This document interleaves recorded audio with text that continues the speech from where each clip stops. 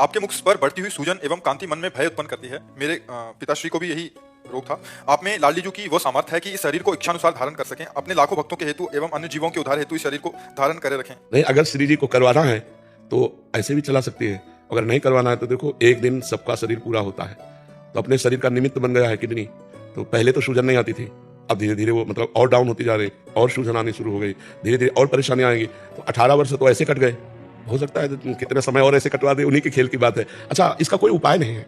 अगर हमारी आयु इस वर्ष में पूरी होनी है तो आप चाहे दुनिया की किडनी लगवा दो, इसी वर्ष में पूरी हो जाएगी। अगर आयु हमारी 20 वर्ष अभी चलना है तो ऐसे लगड़ते झगड़ते ऐसे पार होती चली जाएगी। तो भगवान की कृपा। अच्छा, हम इच्छा क्यों करें? इच्छा ना करने के लिए तुम बाबा जी बने, इच्छा मिटाने के लिए तुम बाबा जी बने। भगवान से भी इच्छा क्यों करें? जीने की इच्छा क्यों करें? मानो लाखों का कल्याण हो रहा है तो आपका काम हो रहा है ना। तो ये आपका काम है कि इस पार्षद को यहाँ कितने दिन रखना है, वो आपकी जिम्मेवारी है। आपको लगता है ट्रांसफर तो करो, ट्रांसफर यहाँ से ट्रांसफर करेंगे, निकुंज में पहुंच जाएंगे। अगर आपको यहाँ रखना तो यहाँ रखिए, हम राजी हैं उसी में जिसमें तेरी रजा है। जो प्यारो कर सोई मोहि भावे, जिसमें आपकी राजी उसी में हम राजी। हमको ये सेवा यहाँ मिल रही है, यहाँ से हटा दोगे, वहां सेवा करने लगे। हमारा काम सेवा है, हम सेवा करेंगे। जैसे ऐसे भी कष्ट में भगवान हमको ऐसे रखे, कितनी बड़ी कृपा है आप लोगों को। हम आनंदित रहते हैं, हम कभी 1 मिनट भी किडनी बीमारी में नहीं टिकते, 1 मिनट भी। एकांत हुए तो फट से हटे हम अपने शरीर से, अपनी श्री जी में लगे। यहाँ है तो सत्संग में एकांतिक में बुद्धि लगी, और जहाँ अलग हुए तो फट से श्री जी में लगा दिया, तो समय कट रहा है। अब शरीर की जो हालत है वो तो होगी ना, शरीर की हालत तो होगी, अब ये बीमारी है तो भोगना पड़ेगा। रीना जी हरियाणा से। राधे राधे। महाराज जी, आपके चरणों में कोटि कोटि प्रणाम। महाराज जी, आपने नए भारतवर्ष का निर्माण कर दिया है। आज हम नहीं, नए भारतवर्ष का नहीं, पुरानी जो भारत की पद्धति है ऋषियों वाली, जो सत्य सनातन मार्ग है, उसी की जूठन हम आप लोगों को सुनाते हैं। तो हम अपने स्वरूप को भूल गए, अपने कल्चर को भूल गए, अपनी रहनी को भूल गए हैं। वही रहनी हम आपको बता रहे हैं, उसी में सुख शांति है। कल एक बहन आई थी, वो रो रही थी, कहती हमारा पति दूसरी स्त्री को लाके ऐसा ऐसा, और हम हमसे बात नहीं करता। ये क्या है? हमारा भारतीय कल्चर थोड़ी, हमारी भारतीय ये रहनी थोड़ी है। ये जो अब चला है ना, ये बहुत गंदा गृहस्थी के लिए बहुत गंदा है। बॉयफ्रेंड गर्लफ्रेंड ये बहुत गंदा है। अब सोचो वो स्त्री जिसका ब्याह उसके साथ हो गया, वो देख रहे मेरा पति किसी और से ऐसा प्यार करता है, वो पूरे जीवन जलती रहेगी। कैसा मतलब समाज हमारा बिगड़ता चला जा रहा है। अगर वही प्रेम अपनी पत्नी से करे तो कितना बढ़िया समाज हो जाए। तो वही समाज की भावना को अपनी ऋषि परंपरा, जो गुरु परंपरा, जो हमारी सनातन परंपरा है, उसी का दर्शन कराते हैं कि आप लोग उसी में सुखी रहेंगे। हमें लगता है अगर धर्म से चला जाए तो हम सब सुखी रहेंगे। तो वही हम चर्चा शास्त्रों की, संतों की और अपनी अनुभूति की आपको सुनाते हैं, जो आप पकड़ लेते हैं तो आपका मंगल हो रहा है। देखो आपको शांति मिल रही, आपको अच्छा लग रहा है। प्यार में सुख है, बेविचार में थोड़ी सुख है। जैसे आपसे प्यार है तो फिर उसमें सुख है। ये कौन सा प्यार है? आज इसके साथ फिर ब्रेकअप, कल उसके साथ फिर ब्रेकअप। ये बेविचार है, प्यार थोड़ी है। प्यार तो होता है कि एक को हमने स्वीकार कर लिया, क्योंकि भगवान की लीला ऐसी है। तो स्त्री हो या पुरुष, एक को स्वीकार कर लिया, आजीवन एक में ही बने रहे, तब तो भाई तुम्हारा प्यार सार्थक है। ये जो आजकल हम इस बात पे नहीं जाते कि प्यार ना करें, करें। मनुष्य जीवन मिला, बिना प्यार के रह नहीं सकते हो। तो प्यार करो, लेकिन सोच समझ के, माता पिता के अनुकूल होकर, और एक से प्यार करो और आजीवन प्यार करो, तब तो प्यार। ये है क्या ब्रेकअप? क्या तो फिर ब्याह हुआ तो जैसे वहाँ बॉयफ्रेंड से ब्रेकअप, ऐसे पति से ब्रेकअप। पति से ब्रेकअप को क्या कहते हैं अंग्रेजी में? डिवोर्स। हाँ, कितना गंदा जीवन यार। थोड़ा तो लज्जा आनी चाहिए, शर्म आनी चाहिए। ये अपनी भारतीय संस्कृति है, लोग इसको नहीं समझते हैं। तो उसी को हमारा प्रयास, हमारे भगवान की तरफ से प्रेरणा कि आप लोग सुधरो प्यार में। जैसे हम आपसे दोस्ती करें तो आपको देख के सुख मिलेगा। अब दोस्ती स्वार्थ रहित हो तब तो प्रेम हो। जब स्वार्थ है तो वासना है, प्रेम होता नहीं। और वासना में फिर दुर्गति ही होती है। मन बड़ा शांत हो जाता है, शरीर बड़ा शांत हो जाता है, और हमारी पूरी जीवन की शैली बिगड़ जाती है। इसलिए वासना से हटो, उपासना में लगो। अधर्म से हटो, धर्म में लगो। ये अंधकार में खेल है, इसमें कभी तृप्ति नहीं हो सकती। सत्य से चलो तो तुम्हारी पूजा हो जाएगी। वो तुम्हारी पूजा, वही काम पूजा बन जाएगा। हमारा जन्म आपके समय में हुआ, अगर आप नहीं होते तो हमें पता ही नहीं चलता कि भगवान होते भी हैं। मतलब गुरुदेव, इनका एक प्रश्न है कि अगर आत्मा को उसके कर्मों का दंड स्वर्ग नरक में मिल जाता है तो फिर दोबारा जन्म में उसके कर्मों का हिसाब क्यों भोगना पड़ता है? आपने कभी इसमें देखा है अपनी भारतीय कानून व्यवस्था में कि उसे 20 साल की सजा और 1 लाख का जुर्माना दिया जाता है, दिया जाता है ना? तो ऐसे ही नरक की सजा और मृत्यु लोक में उसका जुर्माना, कर्म के अनुसार उसको एक जुर्माना भोगना पड़ता है, और दंड मिलता है नरक में। स्पेशल दंड जो है वो नरक में उसको मिलता है। कुछ बचा खुचा जो जुर्माना है वो यहाँ मिलता है। यहाँ दंड पूरा नहीं मिलता है, पूरा दंड तो नरक में मिलता है। नरकों का वर्णन पढ़ो तो होश खराब हो जाएंगे कि कभी पाप नहीं करेंगे। ये जो शराब पीते हैं ना, गलाया हुआ लोहा उनको पिलाया जाता है। ऐसा नहीं कि आप यहाँ मनमानी आचरण कर सको। भेजे गए हो तो बिल्कुल आप भगवान की नजर में हो। जो कर रहे हो भगवान देख रहे हैं, जो कर रहे हो उसका तुम्हें दंड अवश्य मिलेगा। एक महात्मा का चरित्र आता है महाभारत में, मांडव्य ऋषि का, कि वो बच्चे थे, तितली की गुदा में बबूल का कांटा छोड़ दिया, तो उनकी गुदा में सूली डाल करके छोड़ दी गई थी। सूली का सजा, कांटे की सजा सूली से पूर्ण होती है। मतलब इतना बड़ा दंड होता है। तो हम लोग जो पाप कर रहे हैं उसका हमें दंड मिलेगा। जो नरक में मिलता है वो स्पेशल दंड है, और जो अब यहाँ जन्म लेकर मिलता है वो उसका वो जुर्माना समझ लीजिए, जैसे उसे कहा गया कि तुम्हें 10 साल की सजा, 2 लाख रुपया जुर्माना। तो सजा पूरी कर ली, जुर्माना नहीं दिया तो आप वही उसी जेल में रहेंगे। जब तक जुर्माना पूरा नहीं हो जाएगा तब तक तुम्हें उसी जेल में रहना पड़ेगा। कोड़ हो गया, ये हो गया, वो बड़ी कष्टप्रद जीवन, वो सब पाप कर्म का फल होता है और सबको भोगना पड़ता है, बड़े बड़े महात्माओं को भोगना पड़ता है। आपकी किस्ती में बैठ गए अब तो आप जानो। हाँ, हम सब श्री जी की नाव में बैठे हैं, वही खेवैया है, वही पार करते हैं। बलराम जी वृंदावन से। राधे राधे महाराज जी, आपके चरणों में कोटि कोटि प्रणाम। महाराज जी, मेरी अज्ञानता को क्षमा करें। आपने जो परसों के सत्संग में जो कहा था कि शरीर से, मन से, वाणी से जो भी या फिर पूर्व स्वभाववश जो भी आचरण है सब प्रभु को समर्पित कर दो, और हमेशा आप सत्संग में ये कहते हैं कि श्री कृष्ण अनुकूलेन प्रतिकूलस्य वर्जनम। पहले का कहना पड़े फिर ज्ञान में पहुंच जाएगा, पहले से शुरू करो। जो भी है सब प्रभु के लिए है। तो अब तुम्हारी भावना बदलने लगी, यार प्रभु को समर्पित करके, यार गंदे कर्म भगवान को समर्पित करेंगे। अब ये कर्म कैसे भगवान को समर्पित करूं जो गलत, अब जलन हुई ना, उस पर देखना सुनना शुरू हुआ ना, एक दिन आएगा गंदा कर्म होगा ही नहीं आपसे। आप करके तो देखो, जो प्रोसेस कहा जाए परमार्थ का उसे पहले करना चाहिए। जब करोगे तब आगे तुम्हारे अंदर इतनी जलन होने लगेगी कि जितनी गंदी बातें हैं वो सब अपने आप असहनीय हो जाएंगी और वो सब छोड़ दोगे, सब छोड़ दोगे। करके तो देखो पहले, ठीक है। अच्छे जी, आपके चरणों में कोटि कोटि प्रणाम। महाराज जी, ऐसा कौन सा जप करें या कितना करें कि अगला जन्म मुझे वृंदावन धाम में मिले?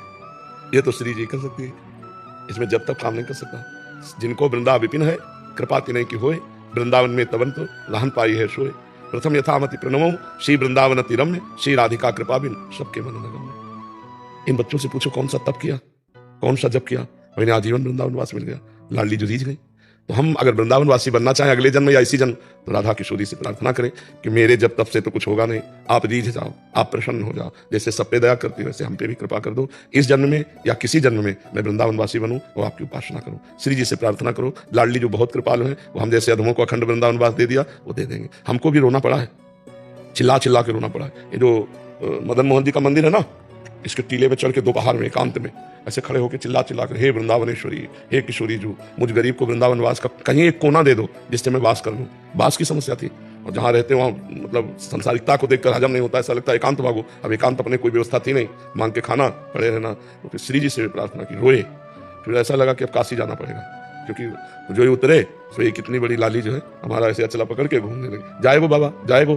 तो हमें लगा यहाँ किसी गोस्वामी परिकर की बच्चियों की बड़ी सुंदर थी, हम अपने भाव में थे। तो जो ही 100 कदम आगे चले सो एकदम आया, जाएगो जाएगो का मतलब क्या। हम तो ऊपर रोके सोच रहे थे कि चलो काशी चलते हैं, वृंदावन में ठौर नहीं है।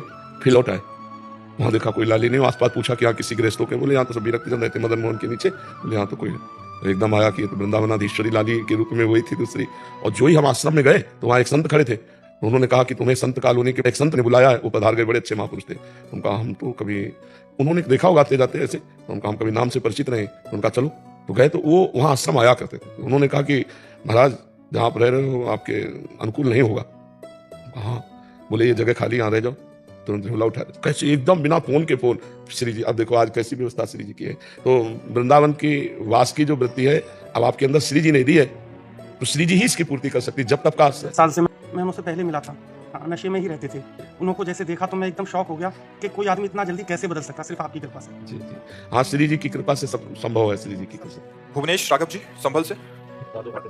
राधा वल्लभ श्री हरिवंश महाराज जी। महाराज जी, इस दास का प्रश्न है कि भगवान श्री कृष्ण जी जिस प्रकार राधा रानी जी के चिंतन से प्रसन्न होते हैं, उनका नाम लेने से प्रसन्न होते हैं, उसी प्रकार भगवान श्री राम जी के किसके चिंतन से जल्दी प्रसन्न होंगे? सियाजू के। जनक सुता जग जननी जानकी, अतिशय प्रिय करुणा निधान की, ताके जुगपद कमल मनावो, तासु कृपा निर्मल मति पाऊं। और भगवान को पसंद है निर्मल मन जन सो मोहि पावा, मोहि कपट छल छिद्र न भाव। ये जानकी जी करेंगे। अगर हम सियाजू के चरणों का आश्रय ले लें तो त्रिगुणात्मिका माया का प्रभाव क्षीण हो जाए और हम विशुद्ध भगवान की भक्ति में आगे बढ़ जाएं। और हनुमान जी को जो भगवान की कृपा मिली वो सियाजू से ही प्राप्त हुई है। राम रसायन तुम्हारे पासा, सदा रहो रघुपति के दासा, अष्ट सिद्धि नवनिधि के दाता, असवर दीन जानकी मात। सियाजू की कृपा से राम जी के अत्यंत प्राण प्यारे हनुमान जी, और हनुमान जी के अधीन श्री राम जी महाराज। तो जैसे यहाँ प्रियाजू वैसे वहाँ सियाजू, कोई अंतर थोड़ी है। नहीं जी। आलोक जी हाथरस जी। महाराज जी, आपके चरणों में कोटि कोटि प्रणाम। महाराज जी, जब आप किसी को ढांढस बनाते हुए कहते हैं कि आके मिलना, तो मन थोड़ा शांति रहती है। जब आप कहते हैं कि शरीर तो पूरा होने वाला है, तो बहुत घबराहट सी होने लग जाती है कि कौन हमारा मार्गदर्शन करेगा। हाँ, अभी पीछे वाले बैच में एक जन थे, वो कह रहे थे कि आप कहो श्री जी से कि आपको लंबी आयु दें। हम क्यों कहें, उनकी गरज हो तो करें। अरे हम तो नौकर हैं, जिधर ट्रांसफर कर दोगे उधर नौकरी करेंगे, इधर करवा रहे, इधर करवा, निकुंज में करवा ले, निकुंज में करवा, हम तो दोनों जगह राजी, हम राजी उसी में जिसमें तेरी रजा है। अब ये जो हम कहते हैं कि शरीर का कोई भरोसा नहीं है, वो इस सिद्धांत से कहते हैं कि एक तो वैसे भी मनुष्य शरीर का कोई भरोसा नहीं, दुर्लभो मानुषो हो, देहिनाम क्षण भंगुरा, देहिनाम क्षण भंगुरा, इसका क्या विश्वास। पर वो ऐसे हैं, मूकम करोति वाचालम पंगुम लंघयते गिरिम यत् कृपातमहं वंदे परमानंद माधवम, वो चला रहे हैं, वो तो हो सकता है चलाते रहे, पर इस जो फाइनल की बात है वो है कि कब, अब इसका कोई निश्चय नहीं है कब शरीर छूट जाए, क्योंकि पानी का बूंद पत्ते पे लटक रहा है, कब तक लटकेगा। अंजुली कस के बांध लो जल में, कब तक टिके रहेगा जल, वो तो निकल ही जाएगा। ऐसे ही एक निश्चित श्वासें हैं जो हैं, और जहाँ वो पूरी हुई तो खेल खत्म हो जाता है। यहाँ का यही खेल है। महाराज जी हम तो अभी आसक्त हो गए महाराज जी, अभी जब से सत्संग सुनना शुरू किया तब से चैन मिला है, शांति मिली है महाराज जी। कि जब भी आप ये कह रहे थे किसी को कि अगले बाकी मिलना, तो थोड़ा मन में ऐसा बना रहता है महाराज जी, अभी तो आगे बोला हुआ है, जब बोलते हैं कि महाराज जी के शरीर तो पूरा होने वाला है, हो जाता है, तो फिर महाराज जी बहुत पीड़ा होती है, फिर लगता है। पर अब इसको करे तो क्या करे, अब सिद्धांत है। अब ये होगा कि जैसे विश्वनाथ जी के पार्षद आए, अब कह रहे हैं रोज विश्वनाथ जी का अभिषेक करते हैं, रोज उस्ताद अष्टाध्यायी से हम उनकी विनय करते हैं कि आप स्वस्थ रहो, तो वो तो काल को भी महाकाल है, वो काट सकते हैं ना, भाभी मेट सके। हाँ, वो तो सामर्थ्यशाली। शिवखोड़ी में 2 महीने ड्यूटी किया जम्मू के लिए, हम भोले बाबा का मंदिर शिवखोड़ी बोलते हैं उसको, वहाँ पे ड्यूटी करता था मैं। पर डे आपके नाम से 1 लोटा जल देता था, इतना याद था मुझे, 1 लोटा ही काफी है। वो तो 1 चुल्लू जल, 1 बिल्व पत्र में आशुतोष है और डर डाली, और हम उन्हीं के पार्षद हैं, उन्होंने ही हमें वृंदावन भेजा है। जो कुछ भी आज है शारीरिक मानसिक वाचिक, वो देवाधिदेव महादेव का प्रसाद है। उस प्रसाद में आपको थाली में दिखाई दे रहा है राधा कृष्ण, लेकिन जिनकी थाली है